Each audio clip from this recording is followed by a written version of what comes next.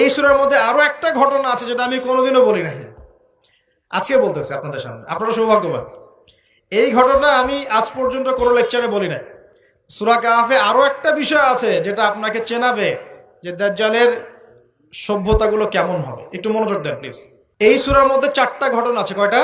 একটা হচ্ছে আসহাবুল কাহাফের, একটা যুলকারনাইন আলাইহিস সালাম, একটা মূসা এবং খিদির আলাইহিস সালামের, আর একটা হচ্ছে এই ঘটনা, দুই বন্ধুর ঘটনা, যা আমি কোনো লেকচারে এখনো বলি নাই। এই ঘটনাটা সূরা কাহাফের 32 নম্বর আয়াত থেকে শুরু করে 46, 47, 48 এরকম পর্যন্ত বড় একটা ঘটনা আছে। আমি খুব শর্ট করে বলছি। আল্লাহ পাক এই সূরার মধ্যে একটা বিস্ময়কর ঘটনা বলছেন। দুই বন্ধুর, কয়জন বন্ধু? এক বন্ধু প্রচন্ড ধনী, এমন ধনী যে আল্লাহ পাক তাকে বড় বড় বাগান দিয়েছেন, খেজুরের, আঙ্গুরের, হ্যাঁ, বিশাল বিশাল বাগান, এবং তার মধ্য দিয়ে নদী চলছে। নদী, একটা নদী চলে যাচ্ছে ভিতর দিয়ে, দুই পাশে বাগান। তাহলে কত বড় প্রপার্টি চিন্তা করেন, একটু চিন্তা করেন। আমরা তো বিঘা আর এই যে শতকের হিসাব করি না। আল্লাহ বলছেন যে দুটো বিশাল জান্নাত দিয়েছিলাম তাকে, মানে বাগান দিয়েছিলাম, ফলের বাগান, মাঝখান দিয়ে নদী প্রবাহিত হচ্ছে, এবং প্রত্যেক বছর দুইবার করে এই জায়গায় ফসল ফলতো, প্রচুর ফসল হতো। তো এত ধন সম্পদ পাওয়ার পরে এই বন্ধু, মানে এই ব্যক্তি, তার এক গরিব বন্ধুকে নিয়ে এই বাগানে ঢুকেছে। ঢুকে হাঁটাহাঁটি করছে, গল্পগুজব করছে। গল্পগুজব করার এক পর্যায়ে গিয়ে এই ধনী বন্ধু বলে ফেলছে। কি বলছে? সে বলছে যে আনা আকসারু মিনকা মালান ওয়া আ'আসু নাফারা। হে আমার দোস্ত, শোনো, আমি তোমার চাইতে মালে এবং সম্পদে অনেক সেরা। কে বলছে এটা? এই ধনী বন্ধু। আমরা কিন্তু এরকম কথা বলি না। এই ধনী বন্ধু হচ্ছে বস্তুবাদী মানুষ, মানে বাড়ি গাড়ি, টাকা কড়ি, স্ট্যাটাস, এটাই তার কাছে সবকিছু। বুঝতে পারছেন কথা? সে তার বন্ধুকে বলছে তুমি তো গরিব, আমি তোমার চেয়ে অনেক সেরা টাকায়, পয়সায়, ধন দৌলতে। এমন মানসিকতা আমাদের মধ্যে আছে না অনেকের? আচ্ছা, এবার সে আরো বলছে যে ওয়াদাখালা জান্নাতাহু ওয়া হুয়া যালিমুল লিনাফসি। সে তার জান্নাতে প্রবেশ করলো, তার নফসের উপর সে জুলুমও করে বসলো। কিভাবে জুলুম করলো? এভাবে সে বলছে ক্বালা মা আযুন্নু আন তাবিদা হাদিহি আবাদা। কে বলছে এটা? এই ধনী বন্ধু। সে বলছে, হে আমার গরিব বন্ধু, শোনো, আমি মনে করি না, আমি বিশ্বাসই করি না, আমি মনে করি না যে আমার এই প্রপার্টি কখনো ধ্বংস হয়ে যাবে। আমি এটা বিশ্বাস করি না। বুঝতে পারছেন? ওই যে আমি পরকালে বিশ্বাস করি না, কিয়ামতে বিশ্বাস করি না, আখিরাতে বিশ্বাস করি না। কোন সভ্যতা বলেন? আচ্ছা, সে বলছে যে মা আযুন্নু আন তাবিদা হাদিহি আবাদা। আমি বিশ্বাস করি না, আমি মনে করি না যে এই প্রপার্টি কখনো ধ্বংস হতে পারে। ওয়া মা আযুন্নু সাআতা কায়িমা। আর আমি এটাও মনে করি না যে কিয়ামত কখনো হবে। বুঝতে পারলেন কথা? আমি এটাও বিশ্বাস করি না যে কিয়ামত কখনো হবে। তার মানে বন্ধুটা বস্তুবাদী না, সে পরকালে বিশ্বাস করে না, কিয়ামতে বিশ্বাস করে না। সে তার ধন সম্পত্তির মোহে এত আসক্ত হয়ে গেছে যে সে মনে করে যে এটা কখনো আমার থেকে যাবে না। এমন চিন্তা আমাদের মধ্যে আছে না? এই চিন্তাটাকে আধুনিক পরিভাষায় বলা হয় মেটেরিয়ালিজম। কি বলা হয়? মানে বস্তুবাদ। মানে কি বস্তুবাদ? মানে ভোগবিলাস, বাড়ি গাড়ি, টাকা পয়সা, মত্ত থাকা, পরকাল বলে কিছু নাই। এই যে মেটেরিয়ালিজম। এখন এই বন্ধুটা বলছে, গরিব বন্ধু, একটু মনোযোগ দেন প্লিজ। এই বন্ধুটা বলছেন, গরিব বন্ধু, যে ক্বালা লাহু সাহিবুহু ওয়া ইউহাওয়ারু। গরিব বন্ধুটা তাকে বলছে আকাফারতা বিল্লাযী খালাকাকা মিন তুরাব। হে আমার ধনী বন্ধু, তুমি কি সেই সত্তার সাথে কুফরি করছো যে তোমাকে মাটি থেকে সৃষ্টি করেছেন? সুম্মা মিন নুতফা। এরপর তোমাকে মায়ের গর্ভে নুতফা আকারে রেখেছিলেন। সুম্মা সাওয়াকা রাজুলা। এরপর তোমাকে এই পুরুষের আকৃতি দিয়েছেন। তুমি কি সেই সত্তা আল্লাহকে অস্বীকার করছো? মানে কিয়ামতকে অস্বীকার করার মধ্য দিয়ে তুমি আল্লাহকে অস্বীকার করছো কি?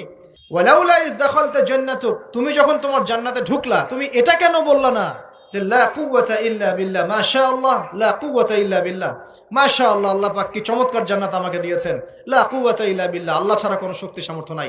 এমনটা কেন বললে না?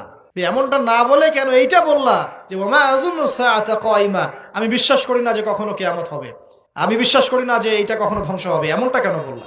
তুমি কেন কুফরি করলা?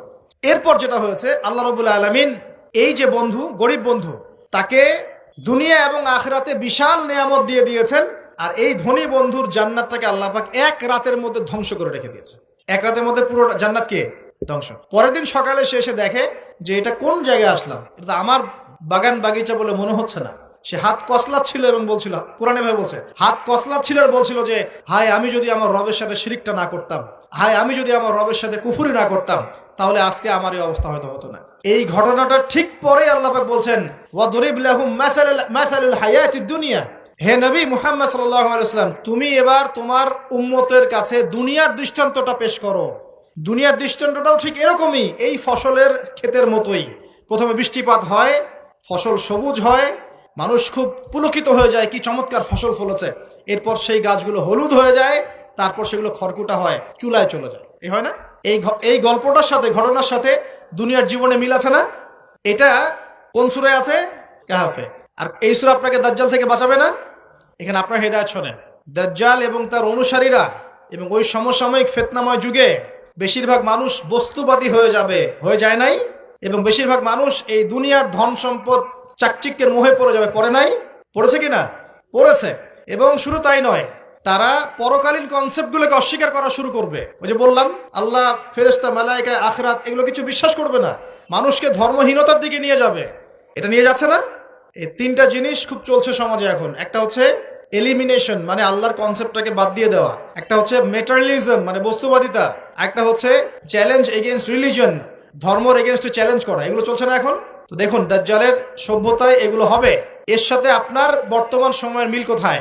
মিল হচ্ছে, দেখুন, এই বিউটি কন্টেস্ট বলেন, আপনার ওয়ার্ল্ড কাপ বলেন, আপনার এই ইভেন্টসগুলো বলেন, ফ্যাশন শোজগুলোর কথাই বলেন, অপসংস্কৃতির কথাই বলেন, পর্নোগ্রাফির কথাই বলেন, এই মাদকের ভয়াল থাবার কথা বলেন, যে কোনো দিকে তাকান, এগুলোর প্রত্যেকটার উদ্দেশ্য দুনিয়া নয় কি?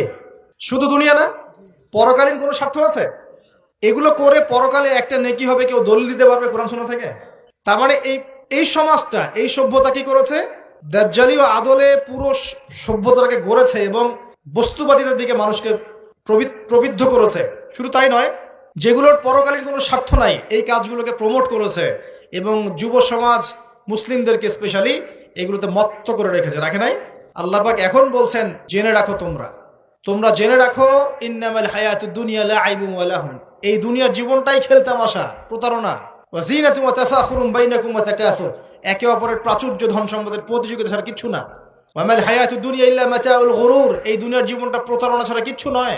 আল হাকুমুত তাকাসুর হাত্তা যুরতুমুল মাকাবির, তোমরা প্রাচুর্যের মোহে মোহাচ্ছন্ন হয়ে আছো যতক্ষণ পর্যন্ত না তোমরা কবরে শায়িত হচ্ছ। কাল্লা সাউফা তা'লামুন, অবশ্যই তোমরা জানতে পারবে, কোশ্চিন কালেও নয়, অবশ্যই তোমরা জানতে পারবে। কাল্লা লা তুসআলুনা ইয়াওমাইযিন আনিন নাঈম, তোমাদেরকে কিয়ামতের দিনে নিয়ামতগুলো সম্পর্কে জিজ্ঞাসিত হতে হবে। সূরা কাহাফেই এই হেদায়েতটা আছে। এই দুই বন্ধুর ঘটনা আপনাকে দেখাবে কিভাবে বস্তুবাদী সভ্যতা এবং আল্লাহ ভীরু সভ্যতার কনফ্লিক্ট হয়। সর্বশেষে আল্লাহর অনুগত সভ্যতার জয় হয়েছে, বস্তুবাদী সভ্যতাকে আল্লাহ পাক ধ্বংস করে দিয়েছেন না? দিয়েছেন। এবং এই ঘটনার পরেই দুনিয়ার জীবনের দৃষ্টান্ত দেওয়া হয়েছে, যে দুনিয়ার জীবনটাকে আল্লাহ পাক বলেছেন খেলতামাশা, প্রতারণা ছাড়া কিছুই নয়। হ্যাঁ, কেউ যদি বলে খেলাধুলার কোনো দলিল কোরআনে আছে কিনা, আমি বলবো হ্যাঁ আছে। আল্লাহ পাক বলেছেন, ওয়ামা হাদিহিল হায়াতুদ দুনিয়া ইল্লা মাতাউল গুরুর ই'লামু আন্নামাল হায়াতুদ দুনিয়া লাইবুন ওয়া লাহু। অতএব খেলাধুলার দলিল কোরআনে আছে। আল্লাহ পাক বলছেন, দুনিয়ার জীবনটাই তোমাদের খেলাধুলার প্রতারণা, ধোঁকা। কি বুঝলেন? এই দুনিয়ার জীবনটাই হচ্ছে খেলাধুলা, প্রতারণা, মোহ এবং ধোঁকা, এবং তোমাদের পারস্পরিক চাকচিক্যের প্রতিযোগিতা ছাড়া কিচ্ছু নয়। এখন এই সভ্যতার দিকে তাকাবেন চোখ কান খোলা রেখে, যে যত রকম ফাহেসা কাজগুলো মিডিয়া দিয়ে প্রমোট করা হচ্ছে, এগুলোর মূল উদ্দেশ্য হচ্ছে দুনিয়া, এবং মুসলিম যুবকদেরকে এবং উম্মাকে তাদের মূল উদ্দেশ্য থেকে সরিয়ে দেওয়ার চেষ্টা করা। আমাদের মূল উদ্দেশ্য কি? এক, আমাদের মূল উদ্দেশ্য ছিল জ্ঞান অর্জন করা। মূল উদ্দেশ্য ছিল জ্ঞান অর্জন করে আমল করা, আল্লাহ পাকের জমিনে দ্বীনের প্রচার করা। আমাদের পৃথিবীর মূল উদ্দেশ্য ছিল কি?